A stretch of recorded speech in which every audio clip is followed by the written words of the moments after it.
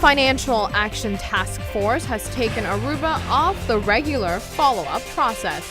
Plus, in today's lifestyle segment, we'll tell you the certain foods that boost brain power. And New Orleans tourism, as well business experts say, the local people on Aruba have a big role to play in St. Nicholas's transition to tourism attraction. 15 on 15 starts right now. Hi everyone, thanks for joining us. I'm Yentl Lieuw. Aruba could soon be removed from the Financial Action Task Force's regular follow-up process. The decision by the FATF to remove a country from the regular follow-up process is due to significant progress made by the island.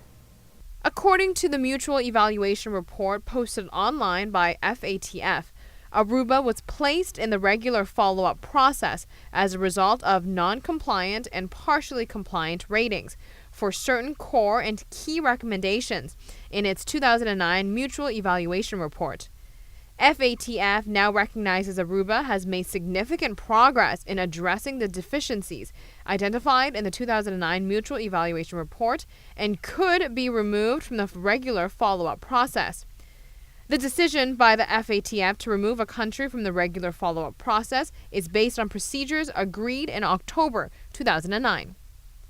Many key measures were taken by Aruba to be removed from the regular follow-up process. Some of them included amending the criminal code to designate terrorist financing as an independent offense, enacting the state ordinance for the prevention and combat of money laundering and terrorist financing was also another one.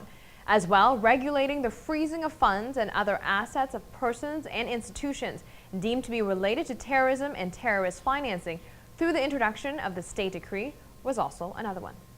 In other local news, tourism on the island continues to grow. In the month of February, the number of visitors to the island increased by nearly 7%. Here's the breakdown. Aruba had 78,979 tourists in the month of February. Within the first months of the year, the island has had an 8.1% increase. Aruba's primary market, USA, continued to show growth, jumping to 5.2% increase compared to this time last year. The number of Latin American tourists also increased. The growth was 17.6% compared to February 2013.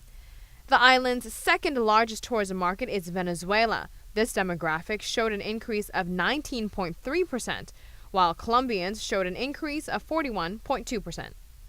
Aruba had more European visitors in the month of February as well. The percentage climbed to 9.9% increase, with Holland representing 5.7% increase in visitor arrival on our island. And moving forward, a new foundation has been formed to combat breast cancer. A clinic was started in 2009 at Aruba's hospital for women to see a practitioner if they felt something in their breast.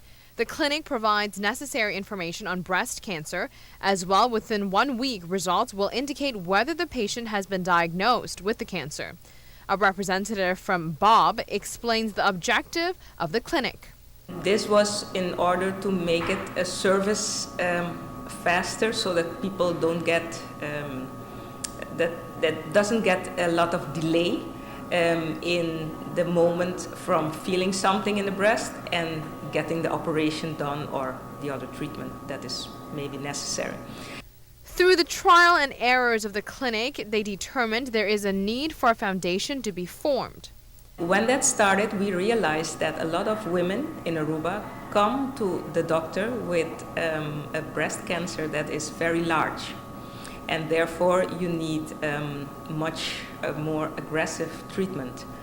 And it's possible, we cannot cure cancer, and we also don't know exactly what causes cancer, but we know that if we detect cancer in a very early stage, we can treat it very well.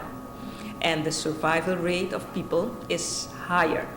From there, some of the women took the initiative to find out from the general public what they see Aruba needs in order to combat breast cancer. We organized a seminar to see if breast cancer screening is something that should be done in Aruba, if we have the necessity for a population screening. And after that seminar that was organized in October 2011, it resulted that we need the breast cancer screening from the population because there are a lot of breast cancers in Aruba. The Bob Foundation believes in putting other countries' experiences with breast cancer and apply it on the island. Understanding what worked and what didn't in other countries will ultimately only help women to better understand breast cancer. Reason being why the Bob Foundation worked closely with Curaçao and Holland to get their plans off the ground.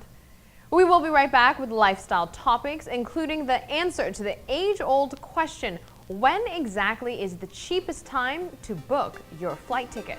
Stay with us.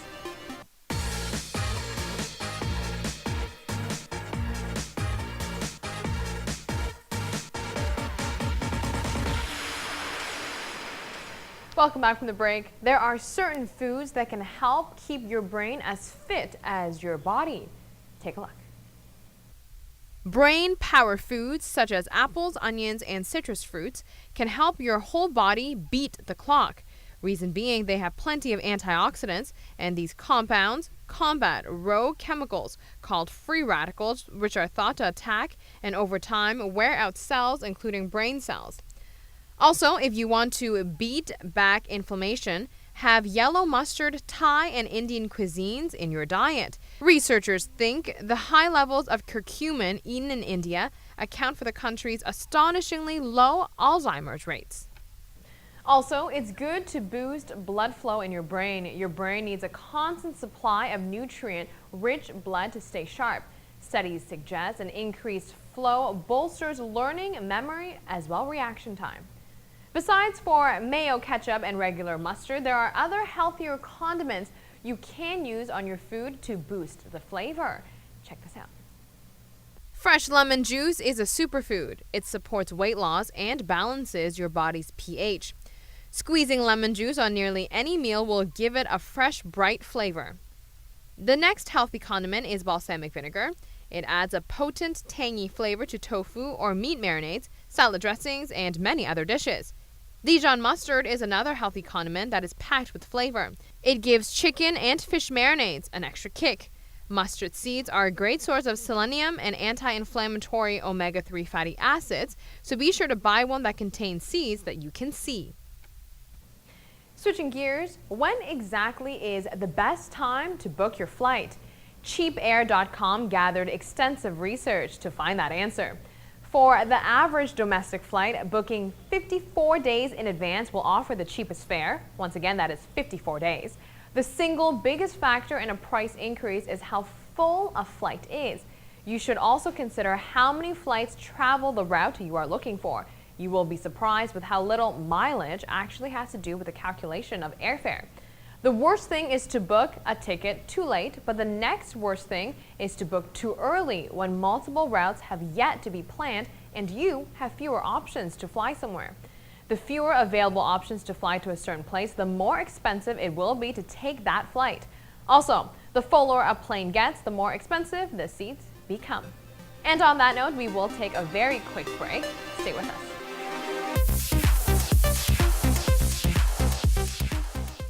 An Aruban delegation comprised of the Minister of Tourism, Director of Aruba Tourism Authority, the President of the Banking Association, along with many others, took a trip to New Orleans recently to find economic solutions for St. Nicholas. The trip has already given local investors a different take on doing business on the other side of the island. Peter DeHoop is the Managing Director of Red Sail Sports. He was part of the Aruban delegation who visited New Orleans. The objective of the trip is to transform St. Nicholas into a booming tourist area with a similar vibe to New Orleans. At first, my thought was very reserved. All of my businesses are surrounded by, in the Palm Beach area. And really never thought to have any business in St. Nicholas. And by him creating that thought, I went further and said, okay, well, why not? I mean, our tourists are spending at least 7 days on the island. It's a small island, and they like to explore. And that with the fact that our current visitors, the baby boomers, might not or have seen a lot of the island already. I mean, the highest repeat rate in the Caribbean. the new generations, they want to connect with us. They want to connect with the Arubans, the culture, the food, the music, etc., etc. And so they will explore and they will go to San Nicolas if everything that is done there is done right. Peter says expanding to San Nicolas makes sense. Aruba has the highest number of repeat visitors. Sooner or later, travelers will want to see more of Aruba and build a deeper connection with the island and its people.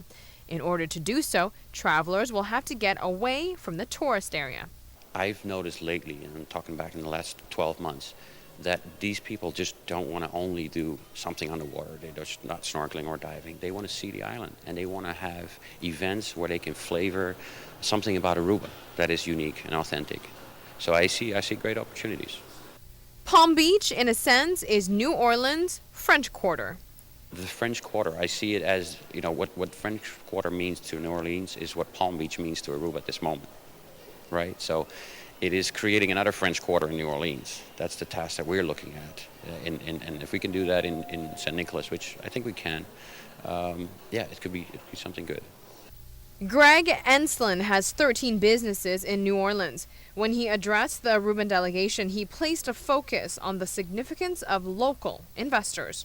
Aruban delegation that came today, they were very attentive listeners and asked some very good questions that I think any small neighborhood like this with a few thousand residents and a few dozen business buildings, I think these things can be successfully brought back into action with the work of local people and a few local investors. The people of San Nicolas have a role to play in order to boost the city's economy. We had a lot of local people who thought that this neighborhood can be better. It can do more for the people who live here. And it just took a small investment. We went after the low-hanging fruit. We found the buildings that we could rehabilitate.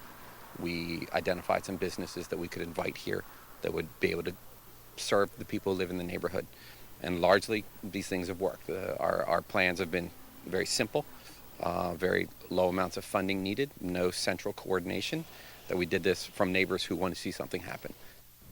That is our show for today. On Wednesday night at 7:15, Greg will go into further details as to how San Nicolas can adopt the methods New Orleans used to build a vibrant and profitable city. So be sure to tune in for that. We'll see you then.